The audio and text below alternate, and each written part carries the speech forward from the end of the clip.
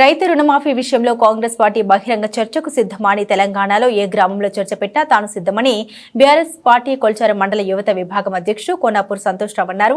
గురువారం రోజు కొల్చారంలో సంతోష్రావు మీడియాతో మాట్లాడారు. రైతు రుణమాఫీ అని గద్దెనెక్కిన కాంగ్రెస్ ప్రభుత్వం రైతులను నమ్మించి మోసం చేసిందని సంతోష్రావు తెలిపారు. ఏ గ్రామంలో కూడా 40% మించి రుణమాఫీ కాలేదని అన్నారు. సొసైటీలో రుణాలు తీసుకున్న రైతుల పరిస్థితి మరీ దారుణంగా ఉందని తెలిపారు. సొసైటీలో 90% మించి రుణాలు మాఫీ కాలేదని తెలిపారు.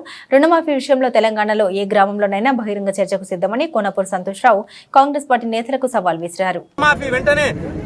మిగిలిన రైతులకు రుణమాఫీ వెంటనే చేసేంత వరకు కూడా మేము మీ మీద పోరాటం కొనసాగిస్తూనే ఉంటాము. మరి మహిళలకు 2500 రూపాయలు రుణము ఇస్తామని చెప్పడం మోసం చేసిర్రు.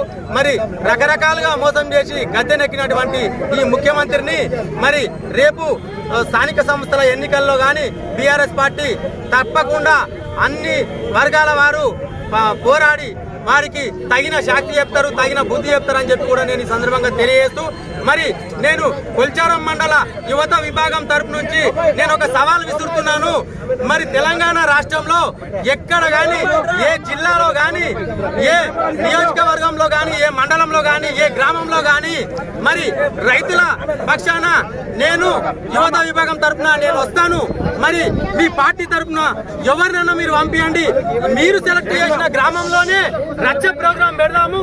అక్కడ రైతులకు మీరు ఏ రకంగా రుణం ఇచ్చిర్రు, ఎంతమందికి వచ్చింది, ఎంతమందికి రాలేదు, మరి మీరు రైతు పక్షపాతి అని చెప్పుకోవడం తప్ప మీరు రైతులను మోసం చేసే విషయం తప్ప వేరే విషయం ఏం లేదు. కాబట్టి నేను ఈ మండలం తరపున